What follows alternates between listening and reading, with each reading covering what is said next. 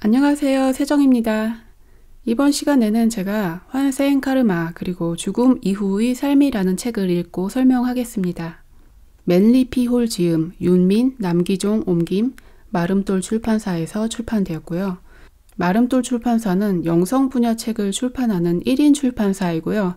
이 책 외에도 맨리피홀의 강의를 담은 책을 여러 권 출판했습니다. 맨리피홀은 1901년에서 1990년까지 살았던 사람이고요.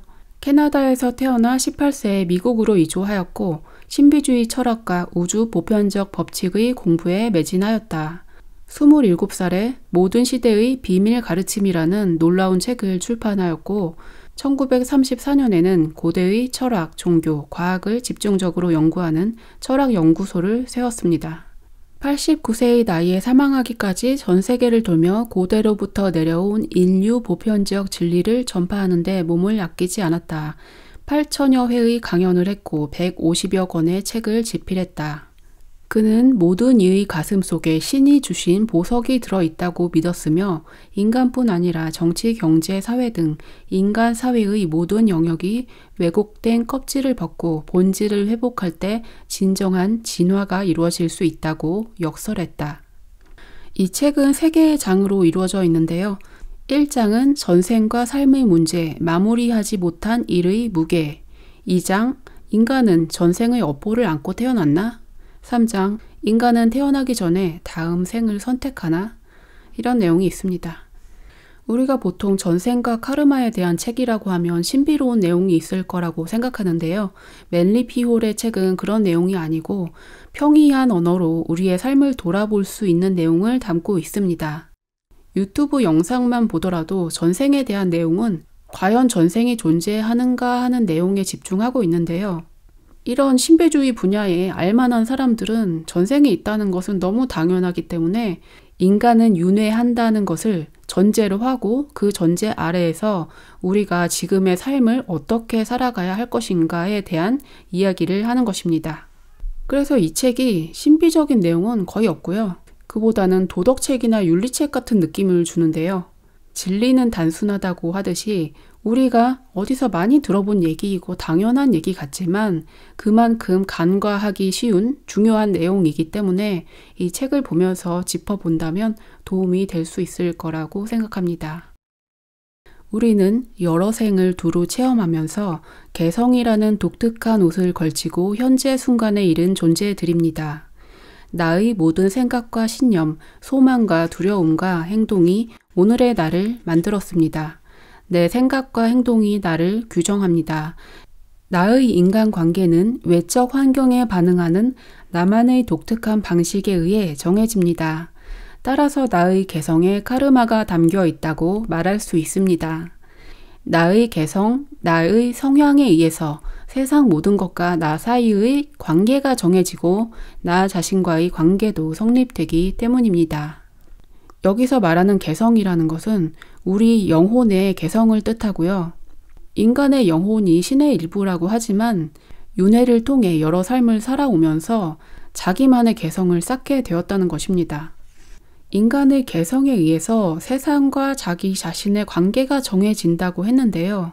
우리는 문제가 생겼을 때 세상이 문제가 있다라고 이야기하지만 사실은 자기가 세상을 어떻게 바라보고 해석하며 어떤 방식으로 대응하는가에 따라서 그 관계가 정해진다는 것입니다.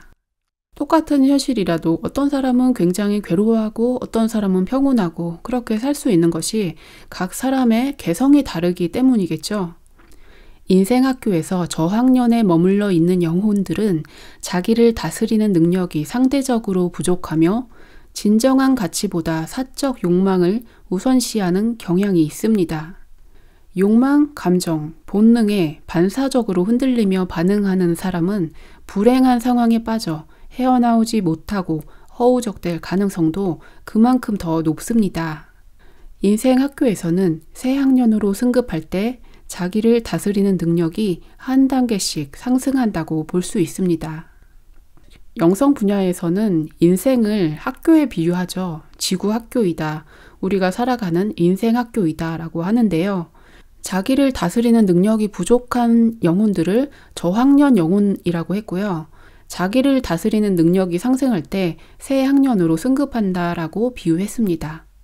최저 학년의 영혼은 철저한 이기주의자입니다. 그는 자신의 행동에 따른 결과에는 일절 관심을 기울이지 않으며 오로지 자기가 하고 싶은 일을 하는 데만 열을 올립니다.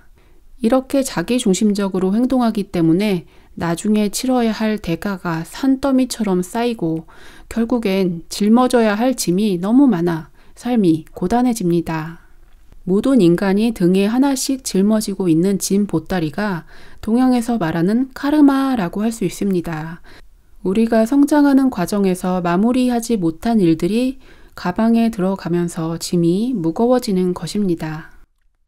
자기가 하고 싶은 일만 골라서 하다 보면 자신이 해결해야 할 일들, 마무리 짓지 못한 일들은 점점 쌓이기 때문에 그것이 우리가 해야 될 남아있는 일들이고 그것이 카르마라는 것입니다. 하고 싶은 일만 하고 하고 싶지 않은 일은 그냥 내버려두고 남겨두었다라는 것은 이기주의자이고 욕심과 본능에 의해서만 행동하기 때문이라고 했습니다. 내가 이 모양 이 꼴이 된 것은 짓궂은 운명의 장난이 아니라 내 행동이 불러온 당연한 결과이며 내가 지금부터 어떻게 행동하느냐에 따라 미래가 바뀔 수도 있다는 사실을 알게 됩니다. 우리를 매일 괴롭히고 있는 문제와 골칫거리는 결국 세상을 바라보는 관점의 콤플렉스에서 생겨난 것입니다.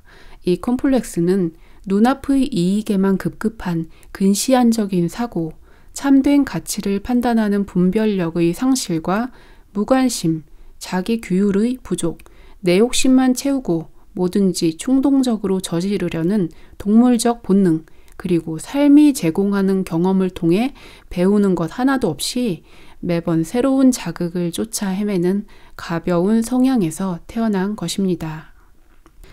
자기 삶의 문제들이 결국에는 자기가 하고 싶은 대로만, 제멋대로만 살아왔기 때문에 자기가 해결하지 못한 문제가 쌓여서 카르마가 되었다라는 뜻입니다.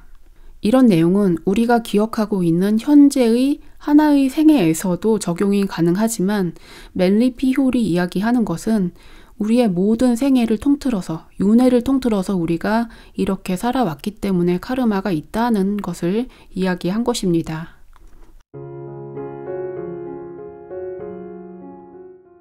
삶에서 위기가 터질 때마다 혹시 나의 잘못된 관점과 가치관 때문에 생긴 문제가 아닌지 분석해 볼 필요가 있습니다. 인간은 세상에 태어나 비슷한 경험을 하며 자연은 인간이 자기에게 필요한 경험과 교훈을 얻을 수 있는 최적의 시간, 장소, 상황으로 그를 몰아넣습니다. 따라서 내가 현재 상황에 처해 있는 이유는 나에게 꼭 필요한 일이기 때문에 나의 지난 행동에 따른 당연한 결과이기 때문이라고 해석할 수 있습니다. 예를 들어 그동안 투자한 노력에 비해 정당한 보상을 받고 있지 않다고 생각된다면 애초에 정당한 노력을 기울이지 않았다는 뜻입니다. 여기서 자연이 인간에게 어떤 경험을 하도록 몰아넣는다고 했는데요. 자연이라는 것은 저기 밖에 나가면 있는 산과 나무 이런 자연이 아니고요. 이 우주 전체, 나아가서 신을 뜻하는 것입니다. 종교가 있는 분은 신이라고 해석해도 되고요. 이 우주 전체의 의지라고 생각해도 됩니다. 천지자연, 이 우주는 공정하다고 합니다. 누구에게 특별히 잘해주거나 못해주거나 하는 것이 아니고 그 사람이 어떤 행동을 했는가에 따라 정당한 결과를 받을 뿐입니다. 그래서 자신이 현재 힘든 상황에 처해 있다면 그것은 자신의 과거의 행동에 따른 결과일 뿐이라는 것입니다. 세상이 나를 걷어찼을 때 내가 어떻게 반응하는지를 다스리고 바로잡는 것이 바로 나에게 주어진 과제입니다. 상황을 불문하고 원칙에 따라 올바르게 대처하고 있다면 마음의 상태도 온전하게 유지되고 보호됩니다. 반대로 남 탓이나 하면서 습관적으로 세상을 원망하면 성장의 기회도 놓치고 불필요한 고생만 자초합니다. 성장은 문제를 해결했을 때 이루어지는 것이기 때문입니다. 진정으로 성장하고 싶다면 문제를 피하지 않고 부딪혀서 해결하는 수밖에 없습니다. 자신의 삶의 문제를 해결할 때 남 탓을 하고 세상 원망을 한다면 아무것도 해결되지 않고 시간이 갈 뿐이겠죠. 이건 내 문제가 아니고 저기 저 사람 때문이고 사회가 문제야. 이런 식으로 주변만을 탓할 것이 아니라 자신이 살아온 삶은 분명히 자신에게 원인이 있다는 것을 인정해야 하고요. 문제를 피하지 않고 직면하는 것이 가장 기본적이고 중요한 일이라는 것입니다. 일단 이게 나의 문제라고 인정하고 나서도 그 다음에는 해결할 것들이 많이 있겠죠. 문제를 해결하기 위해 행동을 개시하면 거의 항상 나의 역량이 부족하다는 사실을 발견하게 됩니다. 이렇게 얘기하는 사람도 있었습니다. 네, 물론 거래는 공정해야죠. 상대방의 약점을 이용해 착취해선 안 된다는 것을 저도 알고 있습니다. 하지만 상대를 밟아야 더 큰 돈을 벌 수 있는데 어쩌란 말입니까? 이처럼 많은 사람이 원칙과 이익 사이에서 갈등합니다. 요즘처럼 원칙을 엿가락처럼 늘렸다가 줄이며 타협하는 사람을 보상하는 시스템에서는 어차피 더러운 세상인데 나만 깨끗해서 좋을 것이 없다는 생각에 빠지기 쉽습니다. 우리는 전생에 로마 제국의 상인이었을 수도 있고 고트족의 고리대금업자였을지도 모릅니다. 원칙과 이익 중 하나를 택해야 하는 상황이 찾아올 때마다 망설여진다면 옛날에도 정직함보다는 세속적인 성공을 더 중시하는 사람이었을 가능성이 높습니다. 오랫동안 원칙과 타협하는 삶을 살았기 때문에 그 습성이 몸에 완전히 밴 상태로 다시 환생한 것입니다. 내가 정직하지 않은 성품을 가진 이유는 여태껏 정직하지 않게 살아왔기 때문입니다. 다음에 같은 문제로 결정을 내려야 하는 상황이 찾아왔을 때 또 갈등하게 될 가능성이 높습니다. 대부분의 사람은 선택의 기로에 있게 되죠. 선하게 살 것인가, 악하게 살 것인가, 자기의 사리사욕을 위해서 행동할 것인가, 다른 사람을 배려하는 공공의 선을 위한 선택을 할 것인가. 그 사이에서 갈등한다는 것은 오래전에 전생에서도 그렇게 살아왔기 때문에 자기 수준이 그렇기 때문에 이런 상황에서 벗어나기 위해서는 좀 더 깊게 자기 성찰을 해야겠죠. 인품을 개발하고 성숙한 사람이 되기 위해서는 옳다는 이유만으로 올바른 선택을 하고 이익과 무관하게 가장 높은 이상을 따를 수 있는 내면의 힘을 길러야 합니다. 올바른 행동이 습관화되기 전에는 누구도 성숙한 인간으로 불릴 수 없습니다. 여기서 말하는 성숙한 인간이라는 것도 하나의 생애에서의 사람을 말하는 게 아니고 여러 생애를 걸쳐 살아온 한 사람의 영혼을 뜻하는 것입니다.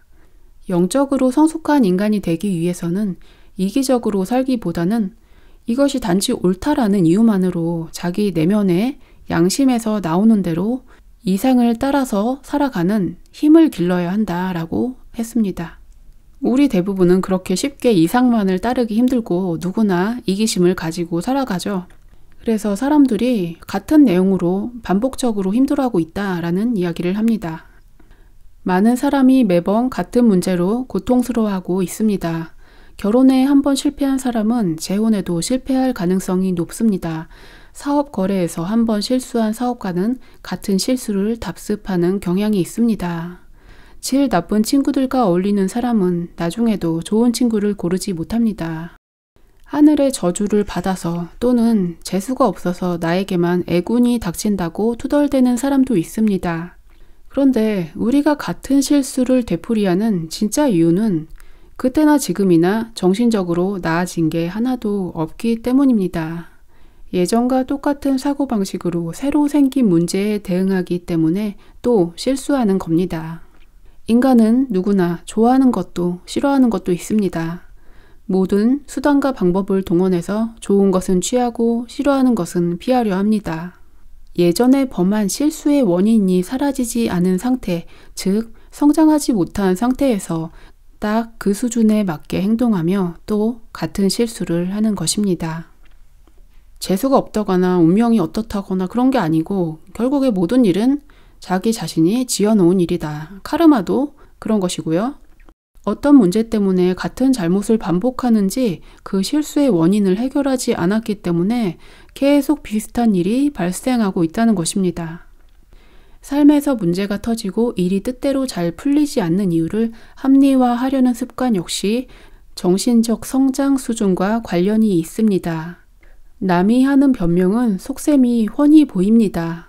하지만 인간은 내 잘못이라는 점은 죽어도 인정하고 싶지 않기 때문에 모든 게 남 탓이라고 굳게 믿고 싶기 때문에 양심의 가책을 느끼지 않고 말도 안 되는 변명을 지어냅니다. 변명과 합리화는 성장을 가로막고 지연시키는 장애물이며 내가 반드시 배워야 할 교훈을 피해가도록 부추기는 유혹입니다. 변명하고 합리화하는 것을 심리학에서는 자기 방어 기제라고 해서 에고를 지키기 위해서 방어 기제가 있는 것은 자연스러운 현상이다 라고 이야기를 하는데요. 영성 분야에서는 자기 기만이라고 이야기합니다. 자기 자신을 솔직히 들여다보고 성찰하지 못하도록 가로막는 장애물이라는 것입니다. 아까는 남 탓을 하는 버릇을 버리라고 했고요. 그 다음으로는 핑계를 대지 마라, 변명을 하지 마라 라는 말을 했습니다. 우리가 세상에 태어난 이유는 과거의 잘못을 두둔하고 변명을 늘어놓기 위해서가 아니라 과거의 잘못을 바로잡기 위함이라고 가정한다면 건설적인 삶을 설계할 수 있습니다. 문제가 생겼을 때 변명을 갖다 붙이기 위해 급급할 것이 아니라 자신이 뭘 잘못했는지 좀 들여다보려는 그런 정직한 노력이 필요하다는 것입니다. 그렇다면 우리의 카르마를 해소하기 위한 방법이 무엇인지 멜리피올은 3가지를 이야기했는데요. 자기 규율, 공덕, 성장과 배움. 그 중에서 첫 번째로 자기 규율을 살펴보겠습니다.